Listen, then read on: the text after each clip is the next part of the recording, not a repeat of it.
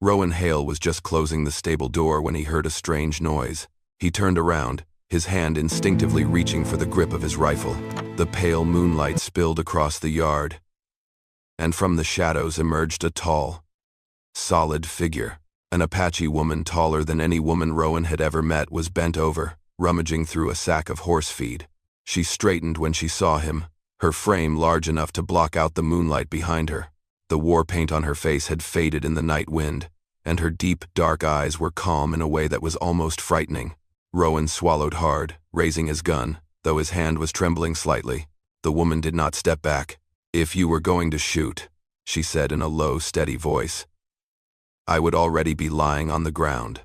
Rowan could feel his heart pounding like it might rip through his chest. I do not want to kill anyone," he replied, his voice smaller than he had hoped. "If you need food, then take it."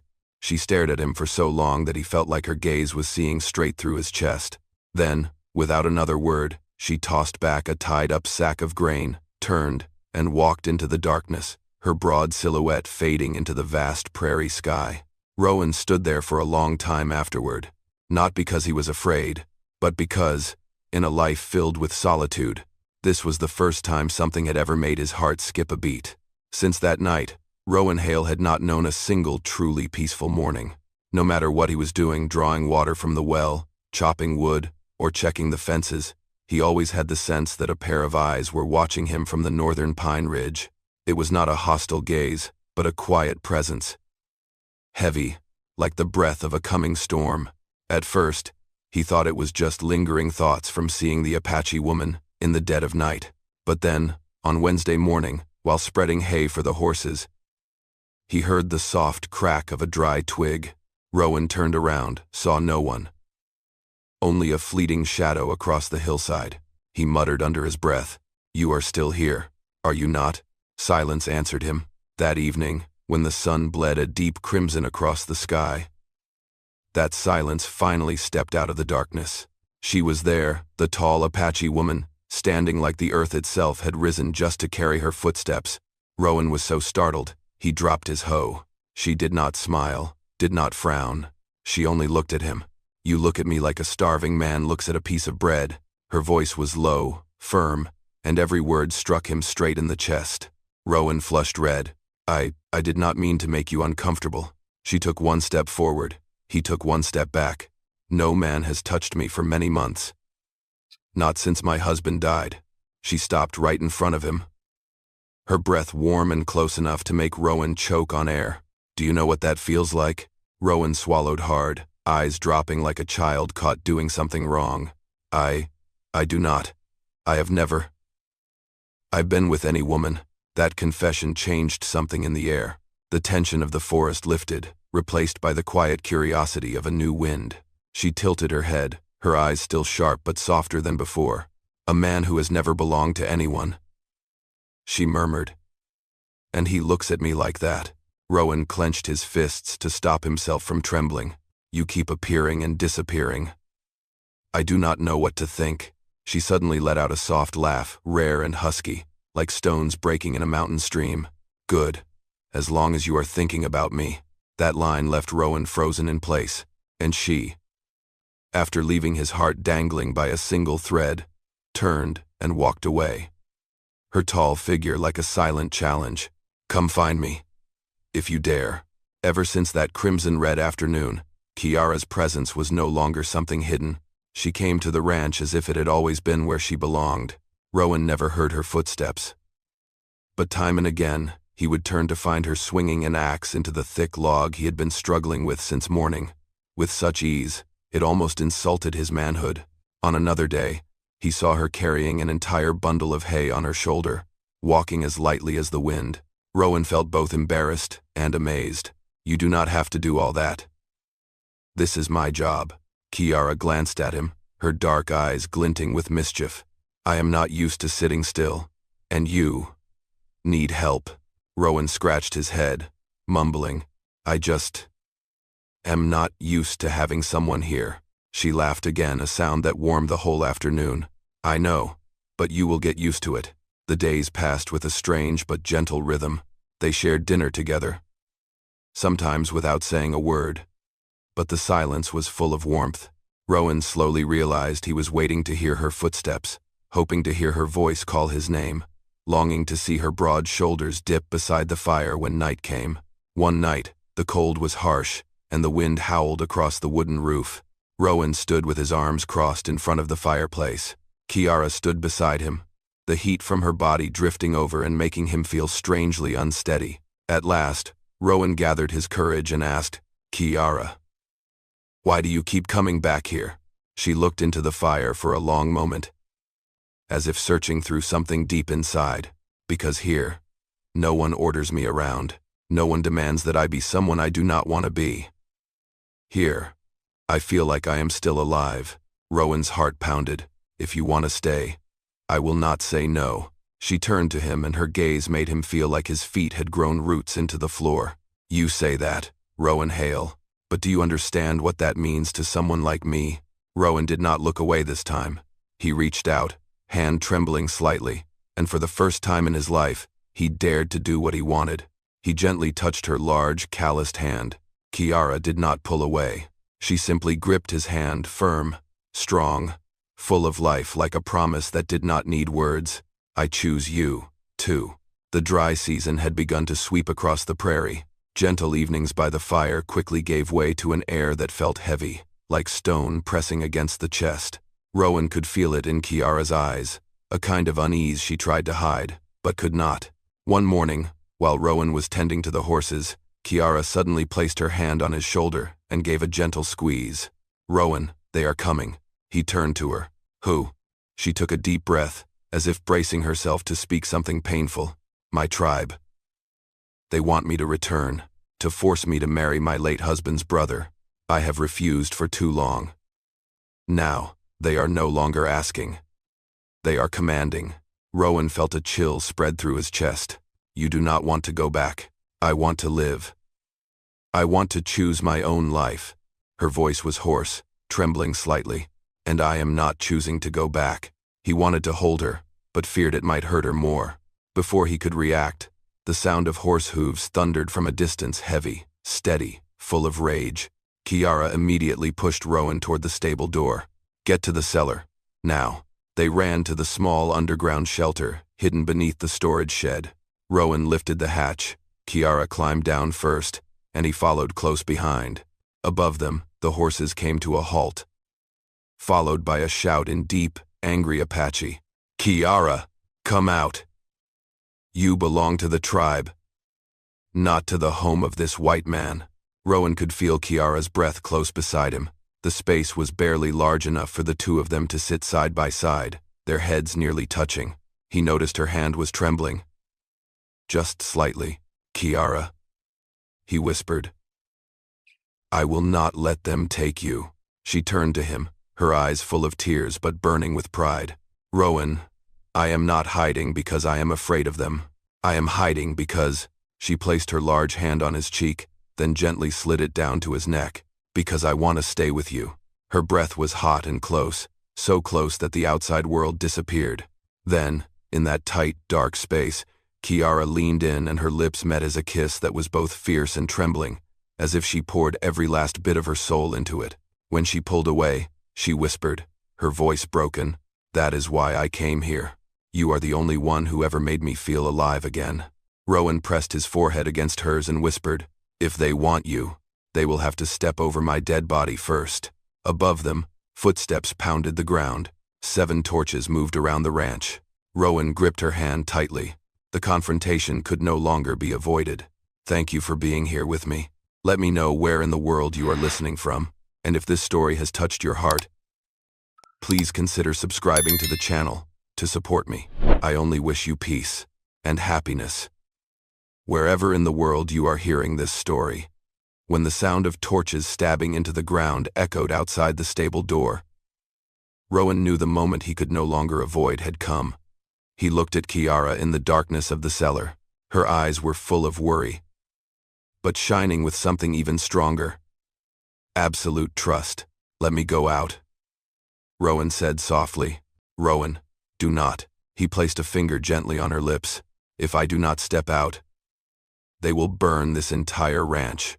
I will not let them burn you inside it." She bit her lip and nodded slowly, pain flashing in her eyes. Rowan climbed up and pushed the hatch open. Red firelight poured in, casting a determined glow on his face. In front of the ranch, 10 Apache warriors stood in a half-circle. Their torches flickered, lighting up the war paint streaked across their faces. The one leading them, tall and broad-shouldered like Kiara, stepped forward. "Our women are not allowed to run," he said, his voice booming like rock cracking against a mountain. "Give us Kiara. The white man has no right to keep her." Rowan stood tall, gripping his rifle, even though he knew it would mean little against 10 seasoned warriors. "She is not being kept here," he said, his voice trembling but unyielding. "She chose to stay." The warrior laughed with contempt. "Chose? Women do not get to choose. The tribe chooses for them." Rowan took a deep breath, then shouted, his voice breaking from emotion. "If death is the price for her freedom, then I will pay it." All 10 warriors hesitated. Rowan did not stop. The words came out like fire. "She is mine, and I am hers. We chose each other." Another warrior bared his teeth. "And a skinny little white boy like you dares to speak to us like that?" Rowan raised his old rifle. It was not professional, not threatening, just a man ready to go as far as it took. "I do dare." The silence that followed stretched like an eternity. Wind blew the ashes from the torches, swirling them between the two sides. Then the leader raised his hand. "We will report to the chief. If she rejects the call of the tribe." He looked Rowan up and down, his eyes full of contempt. "And something else. Caution. Then both of you will bear the consequences." They left like a storm, kicking up dirt and dust into the night. Rowan exhaled sharply, his legs almost giving out. He turned back toward the cellar. Kiara was already standing there, eyes red, lips trembling. She walked up and threw her arms around him, holding him tight as if the world had nearly taken him away. "Rowan, you just challenged my entire tribe." He wrapped his arms around her. "For you. Only for you." When the last torch from the tribe disappeared behind the ridge, the ranch fell into a heavy silence. Rowan could still feel the heat of confrontation clinging to his skin, his hands trembling slightly from the adrenaline. But when he turned around, he saw Kiara standing a few steps away. Her face was not angry, not afraid, but filled with a deep pain she was trying to hide. She walked toward him slowly. The moonlight slid down her broad shoulders, making her frame appear both powerful and strangely fragile. "Rowan," her voice was hoarse. "Do you know what you just did?" Rowan swallowed hard. "I do. No." She shook her head, lips trembling. "You do not. You challenged my entire tribe. You could die because of me." Rowan stepped closer and gently took her hand. "If death is the price to keep you here, I accept it." Those words hit the one place inside Kiara she never allowed anyone to reach. She suddenly dropped to her knees, shoulders shaking as if the proud woman had finally allowed herself to break in front of the one man who deserved it. Rowan rushed to hold her. Her body was bigger, stronger than his. But right now, she trembled like a child. "I left everything behind," she whispered into his neck. "My tribe, my family, my honor, all for you. Do you understand that, Rowan?" He cupped her face and gently made her look at him. "Kiara, you have not lost anything. You are simply stepping into a new life. But I am afraid." "Afraid of what?" "Afraid that one day you will regret it." Her voice was so soft, it was like the wind brushing across a wound. Rowan placed his forehead against hers, his hands holding her face like the most fragile treasure. "Kiara, I did not know what love was before you came into my life. I have nothing to regret. There is only one thing I fear." She looked up gently. "What is it?" "That you might leave."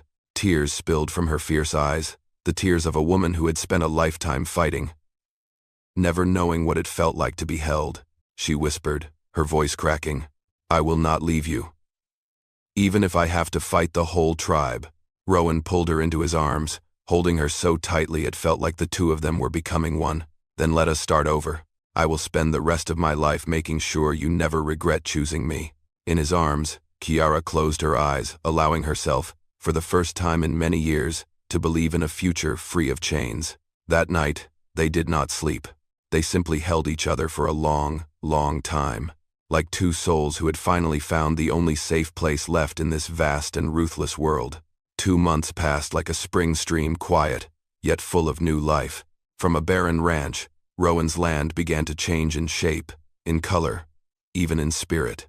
Not because of luck, but because of the powerful, patient, and gentle presence of the Apache woman who chose to leave an entire tribe behind just to stand beside him. Kiara worked as if every swing of the axe, every bundle of hay, every fence post was a declaration to the world. I belong here. For the first time in his life, Rowan had someone to eat breakfast with, someone to chop wood with, someone to laugh with when the young colt knocked over the water bucket. He had never been used to having anyone around. But Kiara was not just anyone. She was the one who made the wide, empty space of the ranch feel full. One golden afternoon, Rowan had just finished building a new roof for the stable. Sweat trickled down his neck, and when he looked up, Kiara was standing near the fence, watching him with a look she had never given to anyone before. He walked over. "You are looking at me like I just did something amazing." Kiara crossed her arms, but the corner of her mouth curled ever so slightly. "You have done more than you think, Rowan." He frowned a little. "Like what?"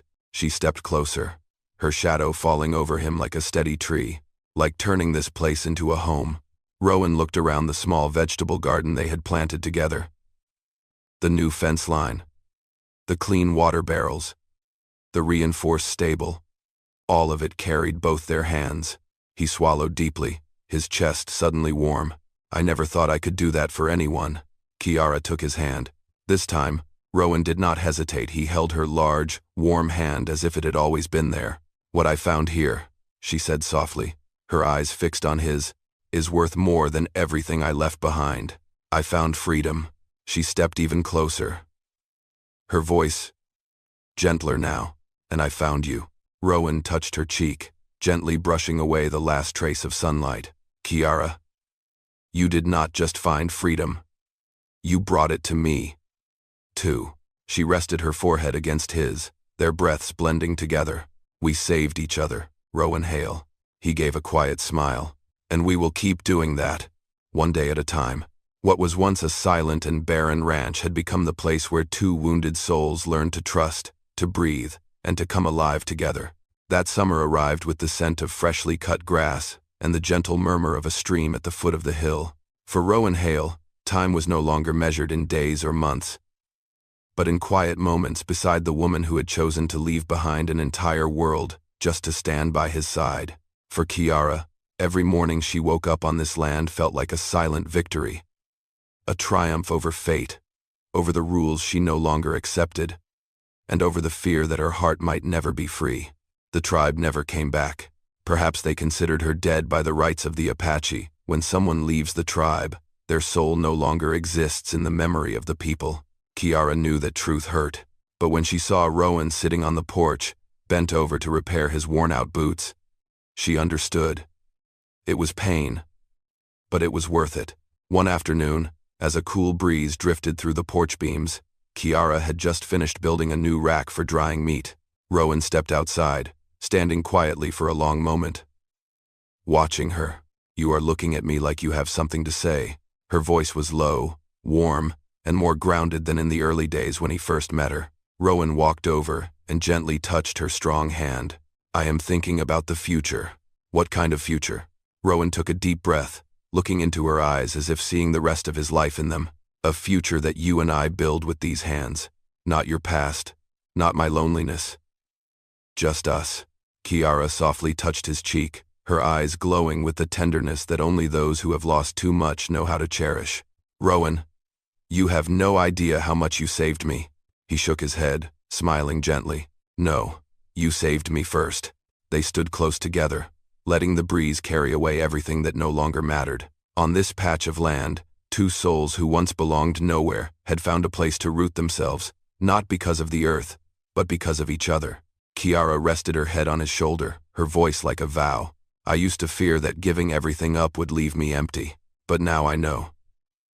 I have lost nothing. I am only beginning." Rowan squeezed her hand tightly. "You will never have to begin alone again." Before them, the sun sank behind the hill, leaving a band of orange light that wrapped around the ranch like a blessing. And in that moment, They both understood. They had not chosen each other in desperation. They had chosen each other in hope. A new life, free, resilient, and built day by day. With their own hands, my friend. Love is not a magic spell that makes fear disappear. It is the strength that helps us stand tall. Even when fear is still there. Only the bravest hearts dare to cross the lines the world draws between tribe and outsider. Between past and future. Between pain and hope. When two people choose each other, despite judgment and danger, they do not just save one another. They prove that the greatest freedom is to love and to be chosen, even when the world says it is impossible. It has been an honor to share this story with you. I hope that you always feel loved, always feel seen. I love you, my dear audience of Wild West storytelling. Tell me how you feel about this story in the comments below. Type the number 8 if this story touched your heart. And do not forget to subscribe to the channel to catch the next gripping tale.